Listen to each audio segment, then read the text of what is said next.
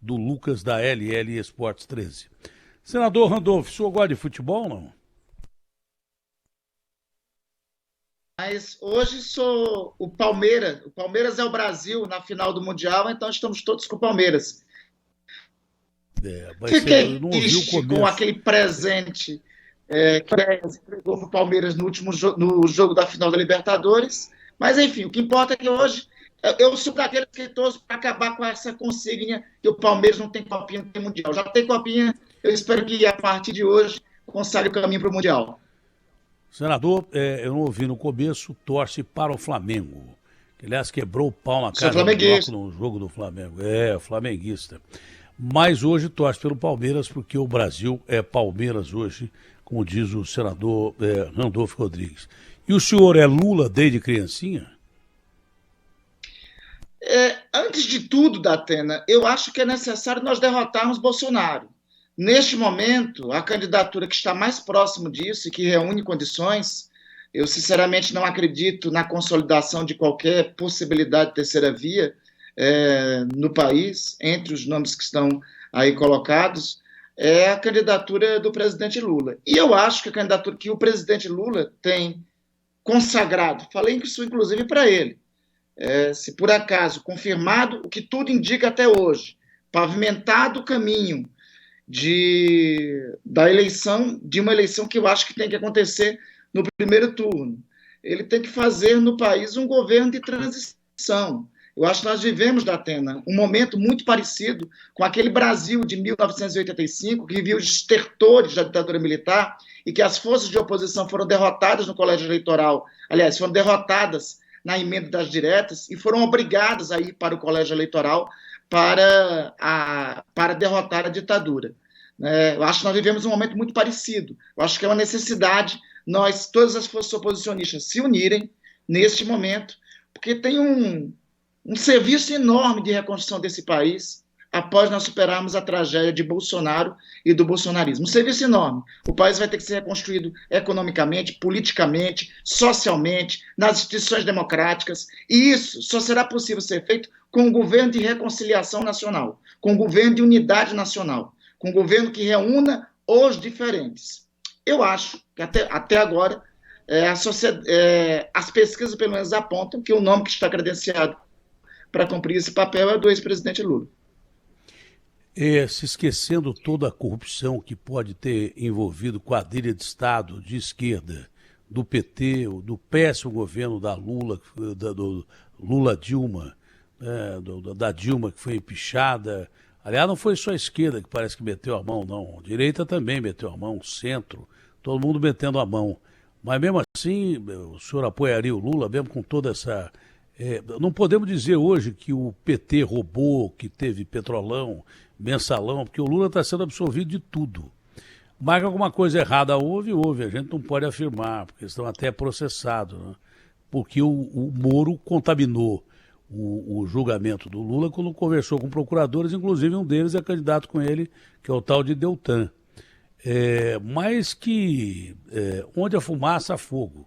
Eu não acredito que tenha sido tão ruim a investigação da Polícia Federal, que estão desmoralizando a Polícia Federal pela Lava Jato. Eu acho que muita coisa havia de verdade ali.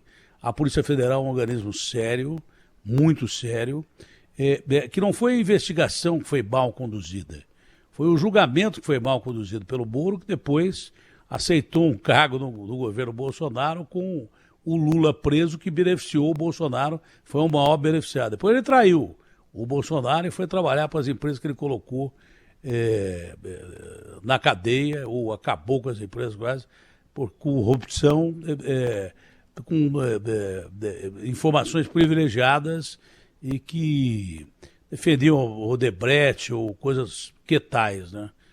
Eu estou dizendo há muito tempo que o Moro não é a freira que entrou na boate. Mesmo com toda essa perspectiva, o senhor acha que é Lula mesmo e pronto, acabou. É isso que o senhor acha? Datena, se buscar a minha posse no Senado em 2011, pode encontrar algum parlamentar no Congresso Nacional que tenha apoiado o Ministério Público tanto quanto eu. Nenhum apoiou o Ministério Público mais do que eu. Eu fui um dos primeiros parlamentares quase sozinhos a apoiar. Por isso que eu fui um dos perguntei. primeiros parlamentares quase sozinhos a apoiar a Operação Lava Jato. Enquanto muitos ficavam calados, ficavam intimidados, eu apoiava a Operação Lava Jato desde a sua origem. Eu acho que combater a corrupção não é, assim, favor de político, não é atributo, não é qualidade, é dever moral, é condição sine qua non o combate à corrupção. Agora, como você muito bem destacou, a própria Operação Lava Jato, lamentavelmente, foi desmoralizada pelo próprio juiz que a presidiu, pelas próprias conduções das forças-tarefas do Ministério Público. Eu acho, veja, originalmente,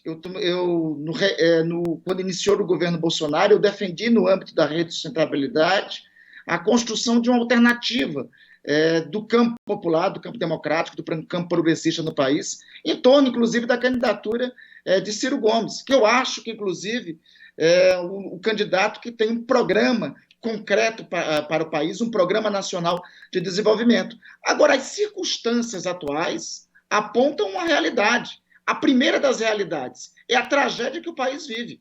A primeira das realidades é a tragédia que o país vive. A segunda, nós não podemos permitir que essa eleição vá para o segundo turno. Datena, um segundo turno com Jair Bolsonaro significa, primeiro, ameaça à ordem democrática. Eu tenho certeza que Jair Bolsonaro não reconhecerá o resultado das eleições. Segundo, quantos brasileiros podem morrer em um segundo turno? Quantos jornalistas podem ser vítima de espancamento, de agressões cobrindo a candidatura de Jair Bolsonaro?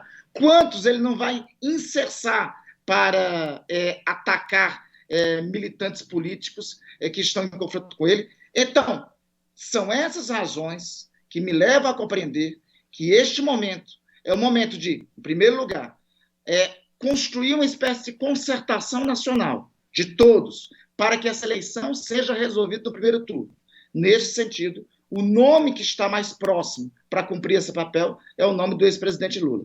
Em segundo lugar, combinado com isso, eu acho que o próprio PT eu acho que tem 3 razões, Datena, pela tragédia que nós estamos vivendo do bolsonarismo no momento atual. A primeira dessas razões foram os erros cometidos pela Operação Lava Jato e a partidarização da Operação Lava Jato. A maior prova disso é que Sérgio Moro aceitou ser ministro de Jair Bolsonaro. A segunda foram os excessos que ocorreram, mas a terceira também é necessário ser feito da parte, sobretudo, do partido que conduziu o país no período que antecedeu as autocríticas dos erros que ocorreram. Não tem como passar a mão, não tem como esconder que ocorreram desacertos, sobretudo a partir dos acordos políticos que foram feitos para governar. Sobretudo a partir dos acordos políticos para governar. Foi entregue a Petrobras para o Partido Progressista, até nesse mesmo progressista, do Ciro Nogueira, que hoje está no governo Jair Bolsonaro. Então, esses erros para governar, entregar partes do governo a esses setores, é necessário ser feita autocrítica para, sobretudo, fazermos, no próximo período, um governo de união nacional. O governo do presidente Lula tem que ser um governo de transição, para nós restabelecermos o jogo democrático, restabelecermos as regras. E essa transição tem que ser feita, sobretudo, com autocrítica para os erros que foram cometidos até agora. O seu partido, a Rede, parece que apoia o Ciro. E a Marina pode ser vice do Ciro. Como é que fica o senhor apoiando o Lula? É absolutamente aceitável? Já está conversado com o partido? Datena, isso não está resolvido no âmbito da Rede. A minha querida Marina tem uma posição mais favorável à candidatura do Ciro, e no âmbito da Rede nós temos 3 posições, pelo menos. A primeira delas é em virtude da circunstância colocada, a necessidade de resolver a eleição no primeiro turno, e por conta disso, o apoio à candidatura do presidente Lula. A segunda, que é inclusive a posição original no âmbito da Rede, debatida desde 2009, a construção de uma frente com o nome de Ciro Gomes. E a terceira é a Rede liberar os seus quadros para apoiar qualquer uma destas 2 candidaturas que estão no campo progressista. Esse debate, nós vamos primeiro fechar a federação com o PSOL, que deve ocorrer até o dia 20, e posteriormente a fechar a federação com o PSOL, nós deveremos tomar a deliberação sobre qual desses rumos iremos seguir. O senhor não acredita numa terceira via, mas se ela acontecesse, o senhor apostaria no Ciro, não é? Se ela acontecesse. Mas e a candidatura do Moro, que pintou como grande novidade, pelo jeito está aparecendo a candidatura gorjeta, não passa de 10%. Datena, assim, eu acho que o próprio Moro inviabiliza a terceira via. Que o Moro não é a terceira via. O Moro é a continuidade do bolsonarismo. É uma espécie de bolsonarismo personalité. Bolsonaro comendo de garfo e faca. Além de ser uma farsa. O que esse senhor fez, a Operação Lava Jato foi originalmente a maior operação de combate à corrupção do país. O que esse senhor fez foi desmoralizar essa corrupção, esta operação, desmoralizar o combate à corrupção no país. A conduta que ele adotou, assumindo o cargo de ministro, e depois, ao bel prazer de todas as alegações que foram feitas até agora, se candidatar, rasgar a toga e se candidatar e entrar na política. Magistrado foi feito para ser magistrado. E o magistrado que interfere na política, este muito menos pode ser candidato. Porque, inclusive, desvirtua o jogo. Além de tudo, me causa muita espécie, assim, não está explicada da parte de Sérgio Moro, as contas da empresa. O senhor acha que ele foi... que ele trabalhou em Nova York. O senhor acha que ele foi aparelho político? De repente ele aparelhou politicamente o que é do judiciário? O senhor acha que isso aconteceu mesmo no julgamento do Lula e de outras pessoas? Ele trabalhou para isso? Não tenho dúvida disso. Os fatos apontam para isso, os fatos confirmam,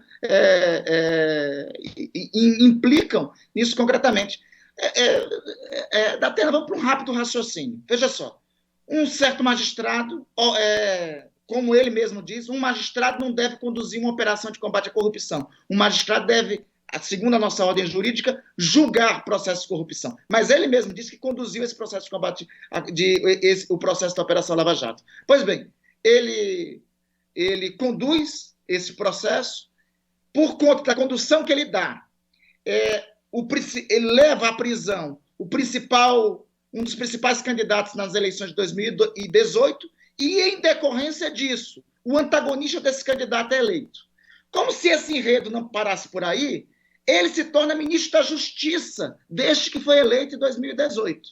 Para completar esse enredo, quando a situação fica desconfortável para ele, ele pede demissão do Ministério da Justiça. E o que é que ele faz? Vai prestar consultoria para uma empresa que recebeu dinheiro das empresas em que os proprietários ele levou para a cadeia. E com isso ele se torna milionário. Convenhamos, Datena, esse enredo é farisíaco, esse enredo é farsesco, esse enredo indica que a intenção de combater a corrupção era farisaica e farsaica, ou seja, servia de fato a fariseus, para utilizar uma linguagem bíblica, e era uma farsa, concretamente dizendo. Né? Na verdade, o Sérgio Moro representa uma continuação perigosa para a ordem democrática brasileira, e o seu roteiro, aliás, me causa, para você ver como a Terra é de fato redonda, né? E como ela dá voltas, né? Ele é denunciado pelo Ministério Público Tribunal de Contas agora, ele alegou, ele pediu auxílio da lei de abuso de autoridade. Eu sou igual Lula. A lei que vocês aplicaram para o Lula, apliquem para mim, para liberar os meus bens. Está todo mundo querendo ser igual ao Lula agora. O Palocci está querendo ser igual ao Lula, o Moro está querendo ser igual ao Lula. Agora, antes de todo mundo falar, quando ele estava subindo e a imprensa elogiando, eu já avisava lá atrás usando uma frase: o Moro não é a freira que entrou na boate. Fiquem atentos que o Moro não é a freira que entrou na boate. Eu falei lá atrás. E concordo com quase tudo que o senhor está dizendo aí. Para não dizer tudo, porque senão eu vou plagiar o senhor, mas eu assino embaixo. Não, e olha, veja, Datena, nesse sentido, você, até pela sua experiência, você foi mais perspicaz e mais sensível do que eu. Porque no começo da Operação Lava Jato, ora, quem é que não apoia a operação de combate à corrupção? No começo, parecia ser algo sério. Parecia ser algo começo, meio e fim. De fato, tem um esquema de corrupção com Não, as eu não estou empreiteiras dizendo a brasileiras. Operação Lava Jato, não. A Operação Lava Jato, acho que ela fez investigações sérias que foram derrubadas, porque o que significa uma má investigação? Significa que você, às vezes, deixa bandido solto. Agora, um julgamento ruim é pior ainda, porque você deixa mesmo o bandido solto. Eu não estou me referindo à Operação Lava Jato, não, que eu acho que muito que a Polícia Federal apurou é verdade. Muito é verdade. Aqui não interessa a político nenhum que seja verdade aquilo, e nem empresário corrupto que foi para a cadeia. Muitos desses caras deviam estar na cadeia. Eu disse a frase, o Moro não é a freira que entrou na boate, quando veio a público que ficou claro uma coisa que já existia, através de... não sou eu quem estou dizendo, foi o Supremo quem tomou a decisão de julgar suspeito o julgamento do Moro. Eu não estou dizendo que a Operação Lava Jato foi ruim e nem viciada. Pelo contrário, eu acho que muito bandido que saiu da cadeia devia estar lá. Porque a Operação Lava Jato investigou bem, a meu ver, a maioria dos casos.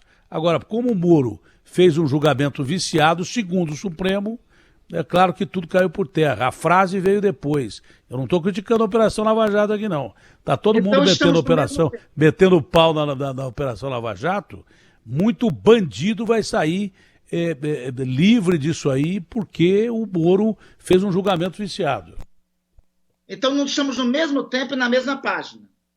No começo, na inauguração da operação, nós apoiamos exatamente por isso.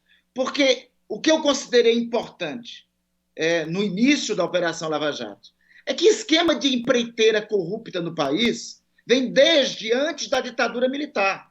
Odebrecht, por exemplo, só para citar um caso concretamente, se enriqueceu e constituiu o império que constituiu durante a ditadura militar. E aí foi acumulando riquezas ao longo do tempo, até que foi identificada. Então, nós estamos na mesma página. No começo da operação, nós apoiamos. Quando veio à tona, e aí... O governo do PT era titular absoluta. No governo do PT era titular absoluta. Não me lembro do Fernando Henrique, mas no governo do PT era titular absolutíssima a Odebrecht. Não, a Odebrecht ganha licitações fraudulentas no país, pelo menos desde a ditadura militar. Não, a história da Odebrecht, as raízes dela, do acúmulo de poder e de riqueza, a influência que ela começa a ter no país é durante a ditadura, é com o governo dos generais. E se segue nos governos. O grande... este é o mérito. Diagnosticar um esquema corrupto como esse, denunciá-lo e desmantelá-lo, esse é o mérito. Quem foi o grande responsável por o fracasso de tudo isso? Sérgio Moro. Porque ele, na condição de juiz, deveria se comportar como juiz. O melhor juiz, Datena, é aquele que atua como magistrado, que lê a Constituição, o que inclusive o senhor Sérgio Moro não lê, que compreende o que significa o artigo 5º da Constituição, o direito de ampla defesa, contraditório, que assegura esses direitos e, no final, julga de acordo com os autos. E o melhor juiz, Datena, é aquele que menos aparece. É a mesma coisa do juiz de futebol. Estamos falando do Palmeiras, que eu espero que passe adiante no Campeonato Mundial. Sabe o que é que você, como comentarista esportivo que já foi, que conhece futebol melhor do que eu, sempre diz? Que é o seguinte, sabe qual é o juiz bom da partida de futebol? Aquele que não aparece. Aquele que somente apita o jogo, porque quem tem que aparecer são os jogadores. A mesma coisa tem que acontecer no processo penal. A mesma coisa tem que acontecer nas operações policiais. O juiz não tem que aparecer, o juiz não tem que dar entrevista, o juiz não tem que dar coletiva, o juiz não tem que aparecer, mostrar PowerPoint. O juiz tem que só julgar de acordo com os autos. Quem faz assim, e muitos magistrados brasileiros fazem assim, levam, inclusive, ações policiais ao seu sucesso. E parece que o objetivo não era nem o Bolsonaro. O Bolsonaro apareceu no meio do caminho. O Bolsonaro ele apareceu no meio do caminho. O objetivo era limpar a área para outros candidatos aí. E, obviamente, que o objetivo não era o Lula, porque o Lula ele mandou prender. Parece que o objetivo era favorecer outras pessoas aí, o tiro saiu. Se tem um termo, o tiro saiu pela culatra, esse termo cabe perfeitamente para o juiz Moro. Mas cabe perfeitamente, que o tiro saiu pela culatra. Jamais esperava o Lula se beneficiando de uma decisão dele mesmo, e ainda é pior, vitimizado. E o cara vítima, meu amigo, esse vai ser difícil tirar a eleição dele agora. O senhor acredita que se houver segundo turno entre o Lula e o Bolsonaro, será um segundo turno sangrento mesmo? O senhor acredita nisso? Eu tenho certeza disso, Datena. Eu tenho certeza, lamentavelmente, eu tenho certeza disso. Porque o senhor Jair Bolsonaro, veja como é que ele atua. Ele atua parando em estande de tiro, ele atua... O senhor Jair Bolsonaro sabe que dificilmente ele vencerá pelo voto essas eleições. Diante disso, e sabendo que após as eleições, com o restabelecimento da ordem democrática, a chance dele ir para a cadeia é grande, o que é que ele tenta fazer? Ele tenta atiçar as instituições umas contra as outras e os seus seguidores contra as instituições. Então, o segundo turno, veja, se em números de hoje já tem jornalista apanhando quando faz cobertura de Jair Bolsonaro, imagine o que vai acontecer com jornalistas, com a imprensa, em um segundo turno com ele. Um jornalista que for mais crítico, que chegar próximo. Quais os tipos de agressões que vão acontecer? Imagine um segundo turno, eles incitando pessoas a se lançarem. Eu não tenho medo de covarde, eu não tenho medo de covarde, de ameaça e nem de canalha. E acredito que os meus colegas também não. Então pode vir bater. Eu não estou nem aí. Eu não tenho medo de covarde, nem canalha, não vou me esconder. Todo mundo sabe onde eu moro, todo mundo sabe onde eu vou.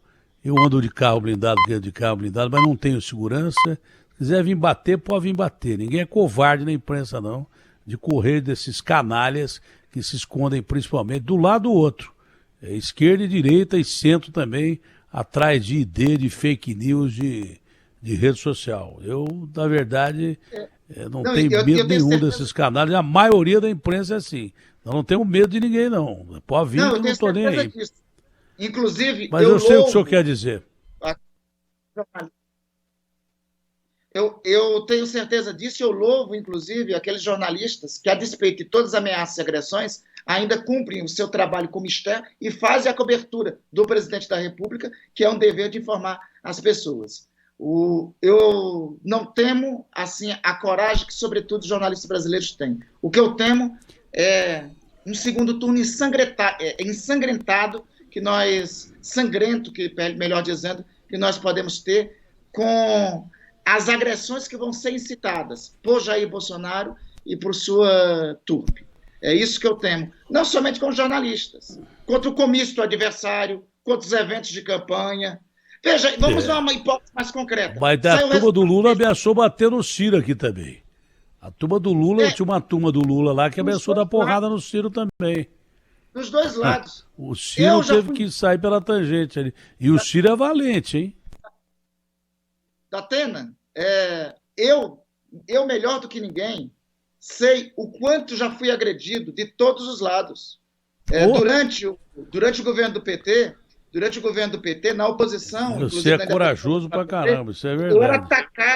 Eu era atacado nas redes sociais e eu recebia também ameaças. Obviamente que durante o governo Bolsonaro não tem paralelo disso com a atualidade. Durante o governo de Jair Bolsonaro, a ameaça se torna diária, né? Então eu sei muito bem que tem excesso de todos os lados. Tem excesso... Vou lhe colocar um fato lamentável que tive conhecimento ainda há pouco. Um militante político interrompeu esse final de semana em Curitiba uma missa que estava acontecendo para fazer um ato legítimo, obviamente, de solidariedade de denúncia do assassinato do Moise, mas interrompeu um ato religioso, interrompeu uma missa que estava acontecendo na Catedral de Curitiba, né? Esse tipo de excesso, o que nós temos que fazer de imediato, esse tipo de excesso, eu concordo contigo, existe de ambos os lados, e são repudiáveis de ambos os lados. Eu já fui acusado também de ser pelego, de ser social-democrata, de ser lavajatista, porque quis combater a corrupção, mas eu estou no meu tempo e sei das circunstâncias, sei da necessidade desse tempo que nós temos de superá-lo. Nós temos da necessidade que nós temos para o Brasil, dele ser pacificado. E a única forma de pacificar o país neste momento é superarmos a tragédia de Jair Bolsonaro, que levou a intolerância política acima de todos os limites. Bom, o senhor vai deixar de concorrer ao governo do Amapá se participar da campanha do Lula ou não, porque o seu estado perderia aí um ótimo candidato ao governo. O senhor vai deixar abrir mão de ser candidato ao governo do Amapá? Datena, eu estou refletindo sobre isso. Até o final de fevereiro eu tomarei uma decisão. Obviamente me sensibiliza muito as reivindicações, os apelos que eu tenho recebido. Eu sou o segundo colocado nas pesquisas de intenção de voto no Amapá, né? E isso me honra muito, ter o carinho da minha gente, da minha terra, né? E eu tenho sido muito sensibilizado no último período, nos últimos dias, pelos pedidos e apelos para a manutenção da candidatura. Então, de fato, esta é uma decisão que eu estou tirando o tempo necessário para refleti-la, tomá-la até o final deste mês de fevereiro, até o início do mês de março, mas, assim, eu tenho sido muito sensibilizado pelos apelos que tenho recebido para ser candidato ao governo do Amapá. Né? É a minha terra, é onde tenho meus filhos, onde destinarei o restante dos meus dias, onde tem as pessoas que amo. Então, isso muito me sensibiliza. Então, ultimamente eu tenho recebido apelos que têm me tocado muito para refletir a possibilidade de manter a candidatura ao governo do Amapá, que hoje é uma possibilidade forte. Senador Randolfo Rodrigues, o meu respeito, um forte abraço ao senhor, um ótimo dia, fica com Deus. É um prazer sempre muito grande falar com o senhor, que é uma pessoa de coragem, que não guarda a língua na boca, que fala o que tem que falar. Enfim, é sempre muito bom conversar com o senhor aqui, senador. Datena, é uma satisfação e uma honra sempre estar contigo. Né? Aumenta o meu currículo, melhora o meu currículo quando dou entrevista para você aqui na Rádio Bandeirantes, tá bom? Estarei sempre à disposição. Uma semana abençoada para todos. E olha lá, minha moçada da flamenguista como eu. Vamos torcer para o Palmeiras agora, que é necessário ter o Brasil campeão. Ter mais um título mundial aqui para o nosso país. Um abraço. Tá.